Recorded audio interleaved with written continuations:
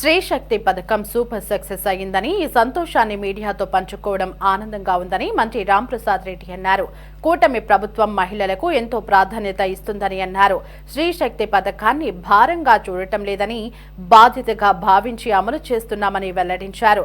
తిరుమల కొండపైకి వెళ్లాలంటే కొన్ని సాంకేతిక ఇబ్బందులున్నాయని వాటిని చర్చించి పరిష్కారం దొరికాక తిరుమలలోనూ ఉచిత బస్సు పథకం అమలు చేస్తామన్నారు. త్వరలో స్త్రీశక్తి పథకానికి సంబంధించి మహిళలకు ప్రత్యేక గుర్తింపు కార్డు జారీ చేసే ఆలోచనలో ప్రభుత్వం ఉందని అంటున్న మంత్రి రాంప్రసాద్ రెడ్డితో మా ప్రతినిధి గాలిబ్ ఫేస్ టు ఫేస్. ఆంధ్రప్రదేశ్లో కూటమి ప్రభుత్వం సక్సెస్ మీట్ నిర్వహిస్తుంది. అదేదో కాదు, అది సినిమా తరహాలోనే పెద్ద ఎత్తున సక్సెస్ అయిన స్త్రీశక్తి పథకం.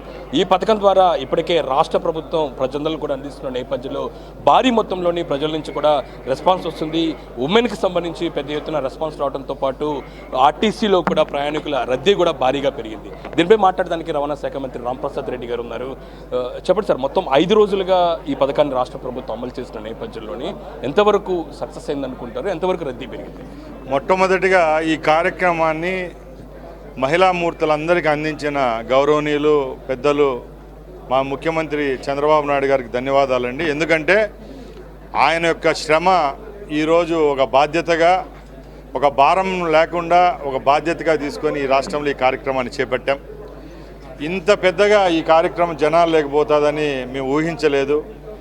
5 రోజుల్లోనే సుమారు 65 లక్షల మంది మహిళలు ఈ అవకాశాన్ని సద్వినియోగం చేసుకున్నారు. ప్రతిపక్షాలు కాదు, మీడియా దగ్గర నుంచి కూడా ప్రతి ఒక్కరూ ఈ కార్యక్రమాన్ని అభినందిస్తున్నారంటే ఇంత పెద్దగా సక్సెస్ అయిన దానికి అందరికీ ధన్యవాదాలు. అలాగే సూపర్ 6లో భాగంగా ఏవైతే కార్యక్రమాలు మేము చేపట్టామో దాని అన్నిట్లో కంటే ఈ పథకం ఇంకా మెరుగ్గా ప్రజలు ఆదరిస్తున్నారని చెప్పి చాలామంది మాకు చెప్పినప్పుడు మేమే ఈరోజు రవాణా శాఖ మంత్రిగా ఉన్న నా హయాంలో కూడా ముఖ్యమంత్రి గారి సమక్షాన ఈ ప్రోగ్రాంను స్టార్ట్ చేయడం కూడా నా పూర్వజన్మ సుకృతంగా భావిస్తూ, ఇది ఒకరోజు ప్రోగ్రాం కాదండి, ఇది ఒక పెద్ద టాస్క్. 365 రోజులు 24 గంటలు బార్ 7 అంటే 24/7 మేము పనిచేస్తేనే ఇంతగా ఈ కార్యక్రమం సక్సెస్ అవుతుంది. కాబట్టి దీనికి కారకులైన ఏపీఎస్ఆర్టీసీ యాజమాన్యం పైన ఈడీ లెవెల్ కానించి ఎండీ లెవెల్ కానించి కింద పనిచేసే అటెండర్ కార్మికుడి వరకు కూడా దీన్ని బాగా పని చేశారు కాబట్టి ఇంత విజయవంతమైందని తెలియజేసుకుంటారు. 2,000 కోట్ల రూపాయలు ఆర్టీసీ మీద భారం పడుతుంది, ఖర్చు చేస్తున్నారు. ఈ డబ్బులు రాష్ట్ర ప్రభుత్వం నుంచి కూడా ఆర్టీసీకి వస్తున్నాయా? దానికి సంబంధించి సర్క్యులర్ రిలీజ్ చేశారు. నేను ఒకటే చెప్తున్నానండి, ఇది భారం కాదు, బాధ్యతగా తీసుకున్నాం కాబట్టి ఇది మా ప్రభుత్వం యొక్క బాధ్యత. అలాగే మీరు చెప్పినట్టు 2,000 రూపాయలు ఖర్చు అవుతుందన్నారు. ఈరోజు రాష్ట్రంలో ఎన్నో సంక్షేమ పథకాలు రాష్ట్ర ప్రజలకు ఇస్తున్నాం. సూపర్ 6లో ఇది ఒక భాగం కాబట్టి మా ముఖ్యమంత్రి గారు మొదటి నుంచి చెప్పేవాళ్ళు, ముఖ్యంగా ఈ రాష్ట్రంలో ఇంత ఘన విజయానికి కారకులైన నా అక్క చెల్లెలకు ఏదో ఒకటి కార్యక్రమం చేయాలని చెప్పాము. ఆ కార్యక్రమాన్ని ఇంత దిగ్విజయంగా ప్రారంభించామని చెప్పి ఆయన మనసులో కూడా ఒక ఆనందం ఉంది. ఇదే ఆనందంతో ఈ కార్యక్రమాన్ని కూడా ముందుకు తీసుకొని పోతాం. ఎక్కడ 0% కూడా దీని మీద నీడలు లేకుండా అన్ని సద్విమర్శలతోనే ఈ కార్యక్రమాన్ని రాబోయే కాలంలో కూడా ప్రజలకు అందించేదానికి సిద్ధమవుతున్నారు. రాష్ట్రంలో వైజాగ్, విజయవాడ, తిరుపతి లాంటి ప్రాంతాల్లోనే సిటీ బస్సుల వ్యవస్థ ఉంది.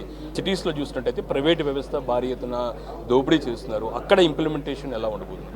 ముఖ్యంగా అండి దీంట్లో 2 ఉన్నాయండి. ఏపీఎస్ఆర్టీసీ రొటీన్ సిస్టమ్ ఒకటి ఉంటుంది, రెండోది ఫ్రీ బస్ స్కీమ్ ఒకటి ఉంటుంది. మేము ఒకటే చెప్పాం, రాష్ట్రంలో ఈ కేటగిరీ బస్సుల్లో ఈ అవకాశం కల్పిస్తామని చెప్పాం. మేజర్ కాంపోనెంట్ ఏవైతే 8,500 బస్సులు ఉన్నాయి ఆ కేటగిరీలో మీకు ఇస్తున్నాం. ఇంక మీరు సిటీ బస్సుల విషయానికి వస్తే అది వేరే టాపిక్, అది ఏపీఎస్ఆర్టీసీ రొటీన్ సిస్టంలో ఉంటుంది. కాబట్టి మా యొక్క సిబ్బంది అలాగే మా అధికారుల యొక్క నేతృత్వంలో రేపు రాబోయే కాలంలో అప్గ్రేడ్ అయిన సిటీస్ ఉంటాయి, టౌన్ల నుంచి సిటీలుగా మారిన ఊర్లు ఉన్నాయి, గుంటూరు అనుకోండి, తిరుపతి అనుకోండి, ఇక్కడ కూడా అవసరమైనప్పుడు తప్పకుండా ఈ వ్యవస్థను ఏర్పాటు చేసేదానికి ఏపీఎస్ఆర్టీ చర్యలు తీసుకుంటాం. ఫైనల్ సార్, ఇంటర్స్టేట్కి సంబంధించి ఇష్యూస్ వస్తున్నాయి. ఎందుకంటే విజయవాడ నుంచి కోదాడ వెళ్లాల్సిన పరిస్థితుల నేపథ్యంలో అక్కడ టికెట్లు కొట్టట్లేదు, మెట్రో ఎక్స్ప్రెస్, పల్లి వెలుగులు లాంటివి. ఆ ఇష్యూస్ని ఎలాగా వంటి సమస్య పరిస్థితి? సార్, ముఖ్యంగా మీ అందరూ ఒకటి తెలుసుకోవాలా, భౌగోళికంగా ఆంధ్ర రాష్ట్రానికి 3-4 రాష్ట్రాలతో షేర్ చేసుకోవాల్సిన పరిస్థితి ఏర్పడింది. ఒక పక్కన కర్ణాటక ఉంది, తమిళనాడు ఉంది, ఇక్కడ తెలంగాణ ఉంది, అక్కడ ఒరిస్సా ఉంది. అక్కడ చిన్న చిన్న సమస్యలు మీరు చెప్పినట్టు లేవనెత్తుతున్నారు. దాని విషయంలో కూడా మా ముఖ్యమంత్రి గారి దృష్టికి 2 రోజుల్లో తీసుకొని పోయాం. అక్కడ కూడా ఏ ఫెసిలిటీస్ కల్పిస్తే అక్కడ ఉన్న వాళ్ళకు మంచి జరుగుతుంది, అది కూడా త్వరలోనే ముందుకు. స్మార్ట్ కార్డ్ గురించి కూడా ఒకసారి ఎక్స్ప్లెయిన్ చేస్తారు, ఎలా ఉండబోతుంది? ముఖ్యంగా ఈరోజు ఈ పథకం ఇంప్లిమెంట్ చేసేది కేవలం ఆంధ్ర రాష్ట్ర మహిళలకు కాబట్టి ఆంధ్రప్రదేశ్ యొక్క అడ్రస్ ప్రూఫ్తో ఉన్న ఏవైతే వ్యాలిడిటీ కార్డ్స్ ఉన్నాయో మొట్టమొదటిగా ఆధార్ అనుకోండి, పాన్ కార్డు అనుకోండి, రేషన్ కార్డును మేము ఈరోజు తీసుకుంటున్నాం. రేపు టెక్నాలజీని ఉపయోగించుకొని రాబోయే కాలంలో స్మార్ట్ కార్డు సిస్టమ్ను కూడా తీసుకొని వచ్చేదానికి చర్యలు అయితే తీసుకుందాం.